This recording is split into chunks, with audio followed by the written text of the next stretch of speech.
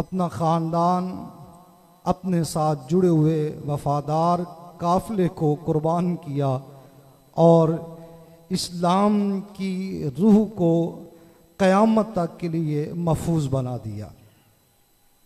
हज़रत इमाम हुसैन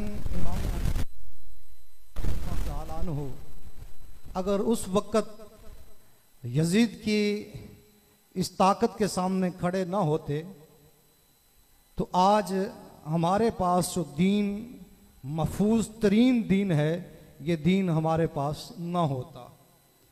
ये कुर्बानी इसलिए पेश की गई कि अगर ख़ानदान कटता है तो कट जाए, अगर अपना सब कुछ लुटाना पड़े तो हम लुटा देंगे, लेकिन आका के दीन पर आंच नहीं आने देंगे। और क़यामत तक हुजूर सल्लल्लाहु अलैहि वसल्लम के दीन की बका के लिए जितने भी तहरीकें चलेंगी, उनकी रूह जो है वो करबला से जुड़ती हुई यहाँ तक पहुँचेगी। क्योंकि जब भी कोई कमज़ोर दीन पर गिरती हुई बिजली देखता है तो जान तो हर किसी को प्यारी होती है, महबूब होती है, लेकिन जब देखता है कि मेरी जान क्या है, अगर हुजूर का नवासा, दो आस्थानों का जान नशीन इस दीन के लिए अपना सब कुछ कुर्बान कर सकता है, तो फिर हमें भी इस्लाम की बका के लिए अपना आप पेश करना चाहिए। तो साहिब गाजी इल्मुद्दीन को जो रूहानियत मिली थी, असल में वो करबला का नूर था। आज अगर इस दौर के अंदर और पुलिस महकमे के अंदर अल्लाह ने गाजी मुमताज हुसैन कादरी को पैदा किया है, तो ये रूह वही है जो करबला से लोगों तक मुंतकिल हो रही है। और आज तक लोगों के अंदर जो ईमान की हरारत है और ईमान का नूर बरस रहा है, तो वो हज़रत इमाम हुसैन अलैहिस्सलाम की करबला में दी गई कुर्बानी का सदका है। उन्हीं की बारगाह में आज का ये प्रोग्राम हदिया अकीदत है। एक दोस्त ने मुझे सवाल किया था कि क्या उनके लिए खैरात का एहतमाम करना चाहिए।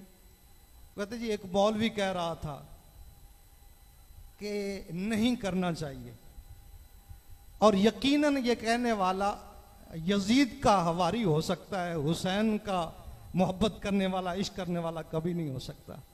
यार, तेरे बाप दादे के लिए तो खैरात हो सकती है, उसे तू कुरान खानी का नाम दे, लेकिन जिन्होंने दीन बचाया है, सब कुछ कुर्बान किया है, उनकी याद में उनके लिए खराज तहसीन का एहतमाम करना और चंद टके वो तो वहाँ हुजूर के दीन के लिए जाने दे रहे थे, अगर हम चंद टके खर्च करें इस नीयत के साथ कि हमने उनके लिए इसाले सवाब का एहतमाम करना है, खराज तहसीन पेश करना है, तो ये वैसे भी फतवों वाला मामला है ही नहीं।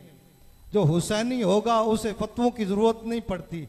अगर फतवों का मामला होता तो फिर ये हुसैनी और यजीदी जो फ़र्क है ये तो कभी ख़त्म हो जाता।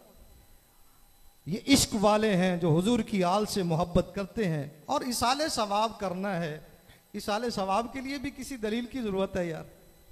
अल्लाह की राह में अल्लाह के बंदों के इसाले सवाब के लिए खर्च करना है, तो इसके लिए दलील की ज़रूरत नहीं है, अकल की ज़रूरत है। अल्लाह अकल का नूर नसीब फरमाए।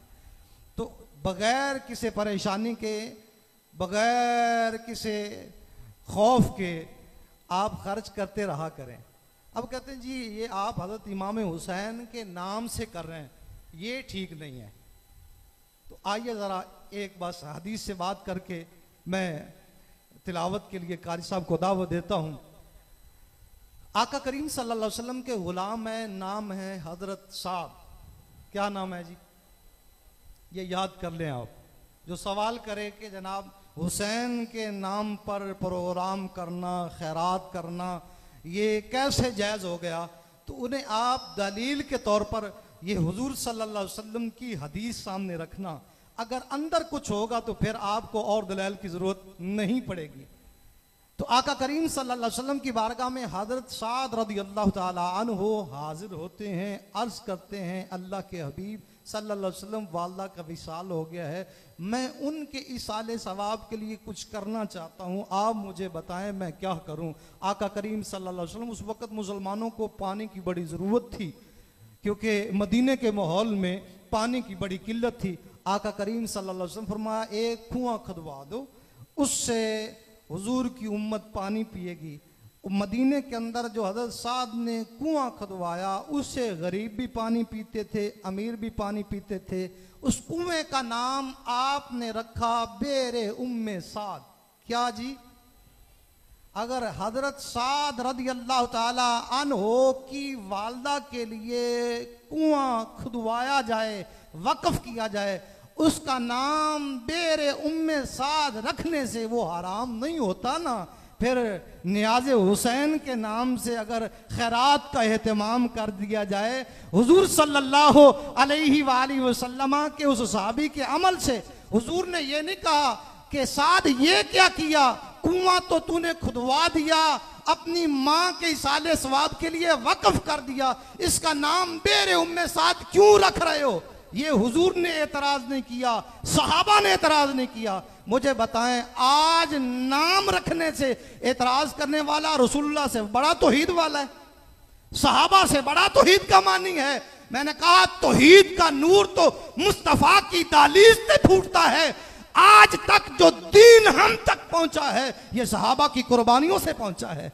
मियां, सहाबा ने जो दीन अपनाया है वही दीने मुस्तफी है, वही दीने तौहीद है। जो सहाबा से हटेगा वो बेदीन होगा, जो सहाबा के दिए हुए दीन पे चलेगा वही मोहम्मद का गुलाम होगा।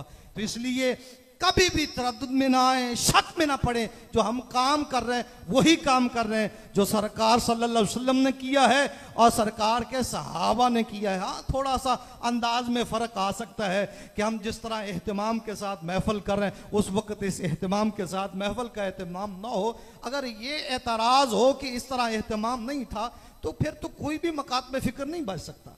कोई सीरतुन नबी कॉन्फ्रेंस कर रहा है, कोई जनाब दस्तार फजीलत का जलसा कर रहा है, कोई जनाब खत्म बुखारी कर रहा है।